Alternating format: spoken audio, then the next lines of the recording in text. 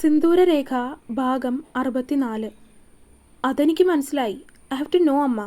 എന്തിനാ എന്നോട് പോലും ഇല്ലാത്ത ദേഷ്യം അവളോട് കാണിക്കുന്നത് ഇവർ? വീട്ടിൽ വരുന്ന ഒരാളോട് ഇങ്ങനെയാണോ പെരുമാറുക?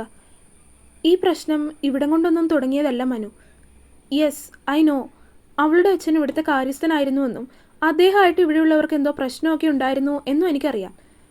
അതൊക്കെ അവൾക്കറിയാവുന്ന കാര്യങ്ങളല്ലേ. അതവൾ നിന്നോട് പറഞ്ഞു അല്ലേ? അമ്മ ചോദിച്ചതും അവൻ അതേന്ന രീതിയിൽ തലയാട്ടി.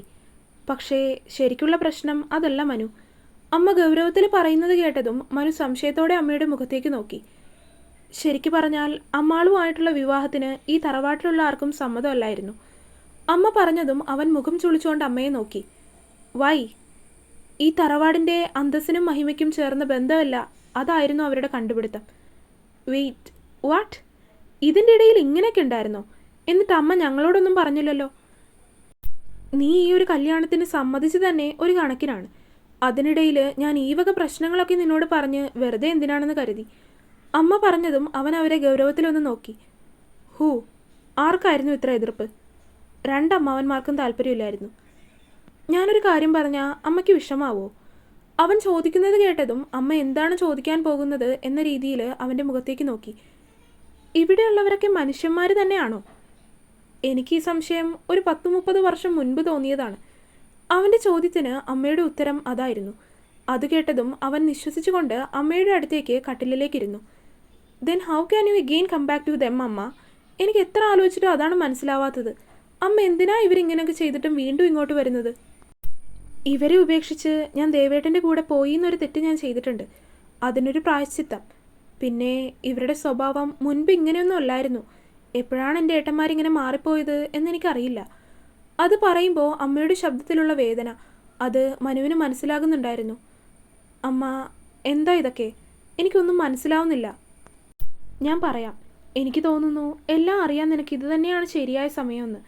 അമ്മ പറഞ്ഞതും അമ്മ എന്താണ് പറയാൻ പോകുന്നത് എന്ന രീതിയിൽ ആകാംക്ഷയോടെയായിരുന്നു മനു അമ്മയുടെ മുഖത്തേക്ക് നോക്കിയത്. അമ്മാളുമായിട്ട് വിവാഹം നിശ്ചയിച്ചപ്പോൾ ഞാനത് ആദ്യം തറവാട്ടിലാണ് പറഞ്ഞത്. അപ്പോൾ ഇവിടെ എല്ലാവർക്കും എതിർപ്പായിരുന്നു. നമ്മുടെ തറവാടിൻ്റെ അന്തസ്സിനും സമ്പത്തിനും ഒന്നും ഒപ്പമല്ല എന്നൊക്കെ പറഞ്ഞ് എല്ലാവർക്കും എതിർപ്പായിരുന്നു. പക്ഷേ ആ ഒരു തീരുമാനത്തിൽ നിന്ന് എനിക്ക് മാറാൻ തോന്നിയില്ല. കാരണം ദാസേട്ടന് ഞാൻ വാക്ക് കൊടുത്തു പോയതാണ്. പിന്നെ അമ്മാളുവിനെ ഞാൻ എൻ്റെ മകളെപ്പോലെ കാണുന്നതുമാണ്. അതുകൊണ്ട് അവളേക്കാൾ നല്ലൊരു പെണ്ണിനെ നിനക്ക് കിട്ടും എന്നെനിക്ക് തോന്നിയില്ല. അതുകൊണ്ട് വീണ്ടും ഇവരെല്ലാവരെയും എതിർത്ത് എനിക്ക് വീണ്ടും അങ്ങനെ ഒരു തീരുമാനം എടുക്കേണ്ടി വന്നു. അതിൻ്റെ ഒരു ചെറിയ ദേഷ്യം ഉണ്ടായിരുന്നത് കൊണ്ടാണ് നിൻ്റെ കല്യാണത്തിന് ഇവിടെ നിന്നാരും വരാതിരുന്നത്. ഇപ്പറഞ്ഞതെല്ലാം മനുവിനൊരു പുതിയ അറിവായതുകൊണ്ട് തന്നെ മനു അമ്മയുടെ മുഖത്തേക്ക് തന്നെ ശ്രദ്ധയോടെ കേട്ടു നിൽക്കുവാണ്. ഇവരൊക്കെ ഇത് ഏത് കാലത്ത് ജീവിക്കുന്നവരാണ്? മനുവിന് ചോദിക്കാതിരിക്കാൻ തോന്നിയില്ല. അതൊന്നും നമ്മൾ നോക്കേണ്ട കാര്യമില്ല. എന്നിരുന്നാലും എനിക്ക് നല്ലതാണെന്ന് തോന്നിയ തീരുമാനങ്ങൾ മാത്രമാണ് ഞാൻ ജീവിതത്തിൽ എടുത്തിട്ടുള്ളത്. അതിൽ ഇതുവരെ ഒന്നുപോലും തെറ്റിപ്പോയിട്ടില്ല എന്നൊരു ആത്മവിശ്വാസം എനിക്കുണ്ട്. അമ്മാളുവിൻ്റെ കാര്യത്തിലും അങ്ങനെ തന്നെയാണ് എനിക്ക് തോന്നിയത്. അതുകൊണ്ട് അതിലെനിക്ക് കൂടുതലൊന്നും പറയാനുണ്ടായിരുന്നില്ല തിരിച്ച്. അല്ല, അതിന് അമ്മാവന്മാരും അമ്മായിമാരും ഒക്കെ ഇപ്പോഴും എന്തിനാ അവളോട് ഈ ദേഷ്യം കാണിക്കുന്നതും സംസാരിക്കാതിരിക്കുന്നതും ഒക്കെ? അതൊക്കെ കഴിഞ്ഞു പോയ കാര്യങ്ങളല്ലേ? മനു ചോദിച്ചു. ഇങ്ങനെയൊരു പ്രശ്നമുള്ളത് ഒന്നാമത്തെ കാര്യം. ഇതുകൂടാതെ ദാസേട്ടനായിട്ട് ഇവിടെ ഒരു പ്രശ്നം ഉണ്ടായിട്ടുണ്ട്. ദാസേട്ടനെ കള്ളനാക്കി മാറ്റുകയൊക്കെ ചെയ്തിട്ടുണ്ട്. അത് പക്ഷേ ദാസേട്ടൻ്റെ തെറ്റായിരുന്നില്ല. എങ്കിലും എല്ലാവരും ചേർന്ന് അദ്ദേഹത്തെ പോലീസിലൊക്കെ ഏൽപ്പിച്ച് അത് വലിയ പ്രശ്നമാക്കി മാറ്റിയിരുന്നു. അതിനുശേഷമാണ് ദാസേട്ടൻ ഇവിടുത്തെ കാര്യസ്ഥനായിരുന്നതിൽ നിന്നും മാറി വേറെ ജോലിയിലേക്ക് പോയത്. ദാസേട്ടൻ തെറ്റുകാരനല്ലെന്ന് മനസ്സിലാക്കിയപ്പോൾ വീണ്ടും തിരികെ വിളിച്ചിരുന്നു. എങ്കിലും അന്നല്പം പ്രശ്നമൊക്കെ ഉണ്ടാക്കിയതിന് ശേഷമാണ് ദാസേട്ടൻ ഇവിടെ നിന്ന് പോയത്. ഇനി ഇങ്ങോട്ട് വരില്ല എന്ന് തന്നെ തീർത്ത് പറയുകയും ചെയ്തിട്ടുണ്ട്. അതുകൊണ്ട് ദാസേട്ടനോടുള്ള ദേഷ്യം കൂടി ആയിരിക്കും ഈ കാണിക്കുന്നത്. ബട്ട് ഞാൻ പറഞ്ഞല്ലോ അമ്മ, എനിക്കായാലും അവൾക്കായാലും വേദനിക്കുന്ന രീതിയിൽ ആരെങ്കിലും ഇവിടെ എന്തെങ്കിലും ചെയ്താൽ ഞാൻ ഇവിടെ നിന്ന് തിരികെ പോകുമെന്ന് മനു പറഞ്ഞതും അമ്മ അവനെ ഒന്ന് നോക്കി. അങ്ങനെ ഇറങ്ങിപ്പോകേണ്ട കാര്യമൊന്നുമില്ല. എന്തെങ്കിലും ചോദിക്കാനും പറയാനും ഉണ്ടെങ്കിൽ അത് ചോദിക്കുക തന്നെ വേണം. അല്ലാതെ നിസ്സാര കാര്യം പറഞ്ഞിറങ്ങി പോകുമ്പോൾ അതൊരു തരം ഭീരുത്വമല്ലേ? അമ്മ ചോദിച്ചതും മനു അമ്മയെ ഒന്ന് ഗൗരവത്തിൽ നോക്കി. ശേഷം എന്തൊക്കെയോ തീരുമാനിച്ചുറപ്പിച്ചതുപോലെ അമ്മയെ ഒന്ന് നോക്കിയതിന് ശേഷം അവൻ മുറിക്ക് പുറത്തേക്കിറങ്ങി.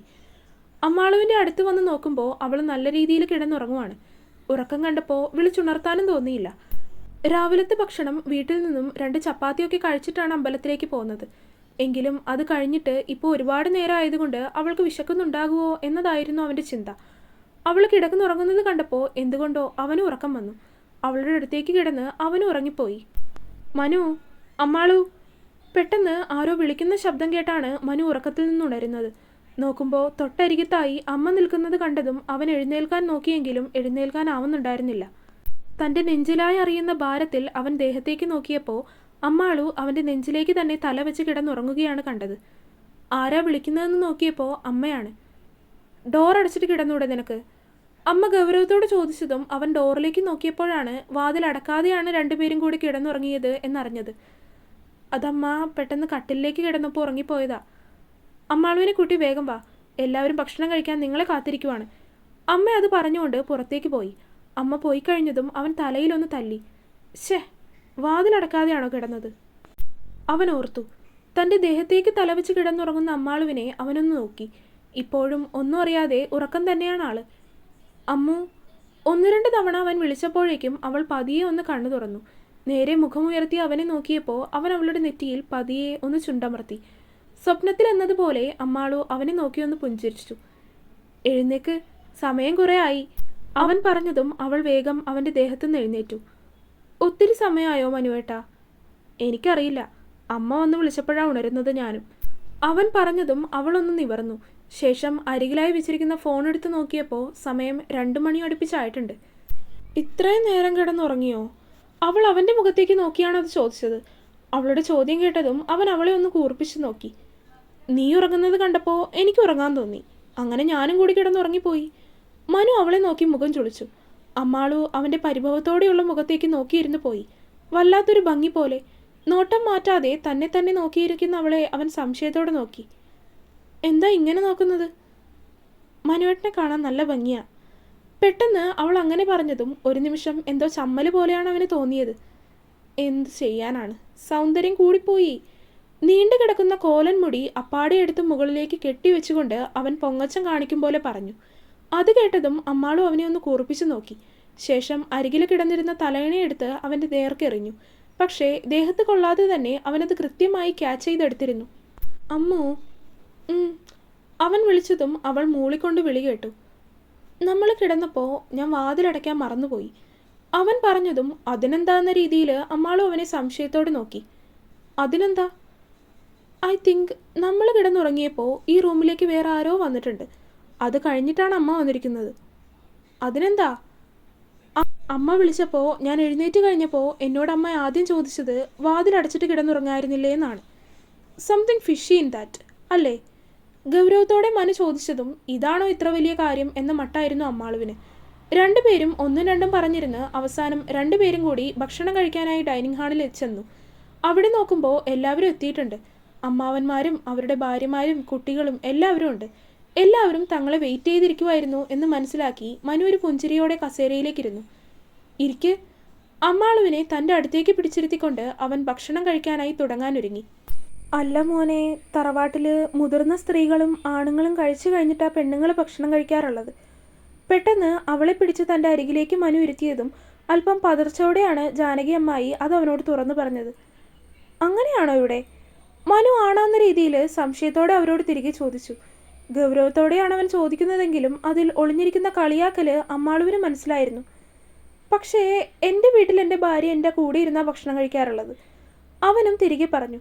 പെട്ടെന്ന് അവൻ അങ്ങനെ പറയുമെന്ന് പ്രതീക്ഷിക്കാതിരുന്നത് കൊണ്ട് തന്നെ അമ്മാവന്മാരും അമ്മായിമാരുടെയും ഒക്കെ മുഖം ഒരുപോലെ വിളറിപ്പോയി.